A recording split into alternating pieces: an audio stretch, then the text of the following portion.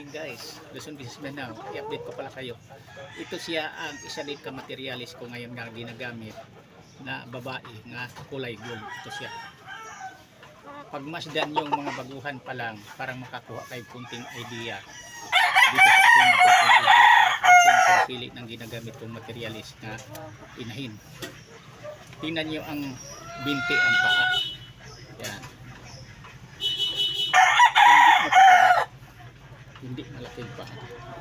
Yan. Tapos sakto sa sukat yan. Para mapansin niya yan. Tingnan nyo. Yan. Ang binti nito. Tapos dikit ang sikit-sikitan. Tapos hindi sa pitsuhin. Ang katawan, maganda ang tipo sa katawan. Tapos yan ang pagmumukha din. Yan. Yan siya. Pinaka-importante sa inahin. Kasi ang magiging mga anak nito, karamihan dito makukuha sa pangatawan sa ina ang anak na lalaki. Yan. Tapos pinaka-importante talaga, kahit mga manipis ang binti niyan, hindi mga malaking pa, hindi malaking tukod, kailangan din nga ang linyada niya ang pinagalingan, yung mga winner line. Maganda ang record performance sa kalinyada sa isa kainahin na gagamitin natin.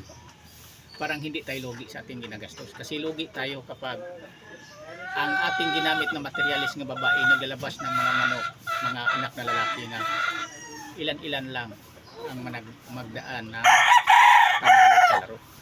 Kailangan, pagdating kasi dito sa industriya sa laro sa manok, hindi lang pagalingay sa pag-alaga sa pagkondisyon. Ang una-una talagang tinitingnan ko dyan para sa sarili kong opinion, yung record linyada sa isa kadugo sa manok, kasi nasa dugo talaga yan sa isa ka manok nga mananalo. Yan ang totoo.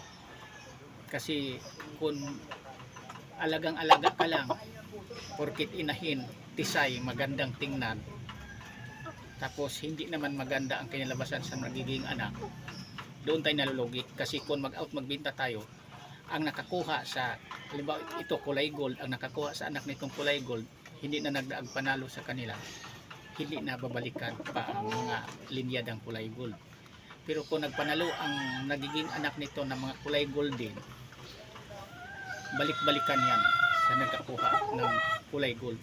Kasi bawat isa sa atin na magmamano, iba-iba din ang kulay. Kaya ang ginagawa ko ngayon, iba-iba na rin akong kulay, nagpapalahi ako.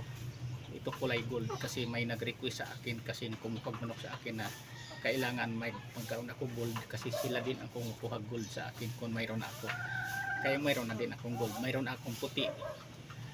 Kaya tayo nagpapalahi naman, lagi ko nasabi sa inyo, dapat honest lang tayo dito.